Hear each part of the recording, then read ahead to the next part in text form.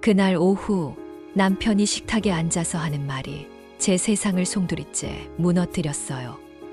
남편의 여자와 셋이서 함께 살자는 남편의 그 한마디예요.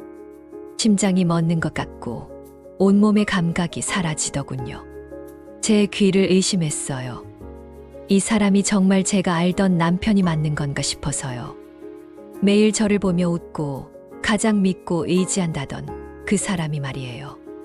평생을 바쳐 가정을 일군 가장인 줄 알았는데 성공이라는 욕망에 사로잡혀 모든 관계를 도구처럼 생각하는 이기적인 괴물이었어요. 저는 남편의 성공이 곧 우리 행복이라고 믿었거든요. 결혼하고 10수년 동안 사업이 흔들릴 때도 좌절할 때도 저는 곁을 떠나지 않았어요. 남편이 밤샘 작업에 쓰러지면 따뜻한 물수건으로 얼굴을 닦아줬고 채권자들이 찾아왔을 때는 그들 앞에서 무릎 꿇고 애원하기도 했죠. 항상 남편의 그림자이자 든든한 버팀목이어야 한다고 생각했어요. 그런데 그 성공이 남편을 이렇게 만든 걸까요? 아니면 어쩌면 처음부터 이런 사람이었는데 제가 사랑이라는 이름으로 그의 이기심을 보지 못했던 걸까요?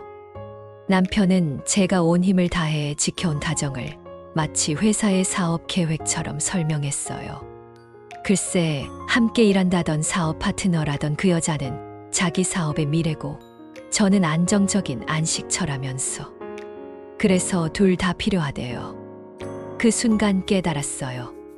저는 남편에게 평생을 바친 아내가 아니라 그의 완벽한 삶을 위한 부품 중 하나였을 뿐이었다는 것을요.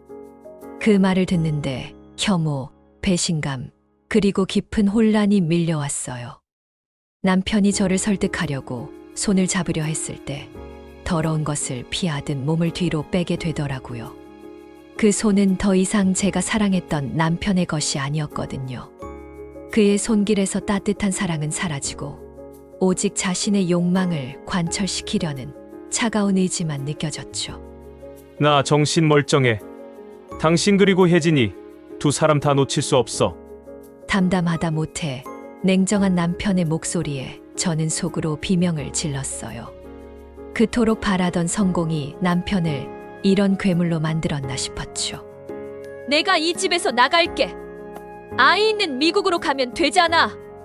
당신은 그 여자랑 살아.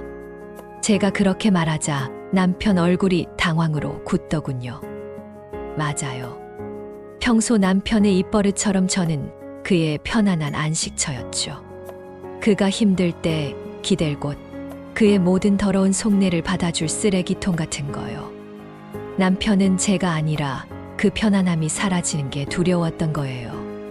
그 놀란 표정 속에서 저는 확신했어요. 그는 저를 사랑한 게 아니었어요. 다만 저라는 존재가 제공하는 편의와 안락함을 사랑했을 뿐이었죠. 남편은 마지막까지 비열한 방법을 썼어요. 당신 아들 유학비 내가 다 내는 거 알지? 당신이 미국에 가면 그 돈은 누가 낸다고 생각해? 너 내가 돈 걱정 없이 편하게 살게 해줬잖아. 라고 말하며 저를 협박했죠. 그때 깨달았어요. 그가 제게 보여준 모든 사랑과 감정은 자신의 편리를 위한 것이었다는 거요. 그의 합리적인 계획은 역겨운 비즈니스 제안일 뿐이었죠. 저는 더 이상 그의 삶을 위한 부품이 되고 싶지 않았어요.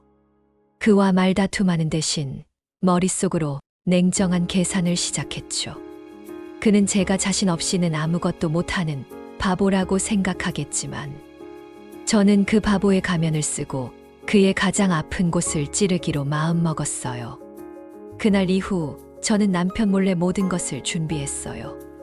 변호사를 만나서 제가 당연하게 여겼던 희생이 법적으로 권리가 된다는 걸 알았죠. 법은 제게 정당한 권리를 찾아줄 유일한 통로였어요.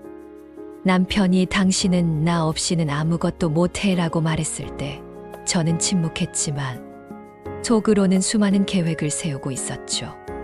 결국 변호사를 통해 남편에게 이혼 소송 서류를 보냈어요. 그가 서류를 들고 와서 경악하는 모습을 보는데 얼마나 통쾌하던지. 당신 말대로 내가 당신 도움 없이는 아무것도 못하는 바보 같아서 이 꼴을 내게 보여주는 거야? 남편 얼굴이 하얗게 질리더군요. 그의 계획이 무너지고 있었죠. 소송 과정에서 드러난 재산은 상상 이상이었어요. 하지만 저는 돈을 탐낸 게 아니었어요. 제가 마땅히 받아야 할 몫을 되찾으려는 것이었죠. 법원은 제 손을 들어줬고 재산의 절반과 아들 양육비를 받아냈어요. 남편은 그날 법정에서 쓰러졌지만 저는 아무런 감정도 느끼지 못했어요. 이제 저는 더 이상 남편의 부속품이 아니에요. 남편이 말했던 완벽한 삶은 제가 원하는 게 아니었으니까요. 그 사람은 추락의 끝에서 혼자 남겨지겠죠. 저는 이혼 소송에서 이긴 것이 아니라 제 인생에서 잃어버렸던 저 자신을 되찾은 거예요. 이 이야기가 좋으셨다면 구독 부탁드립니다.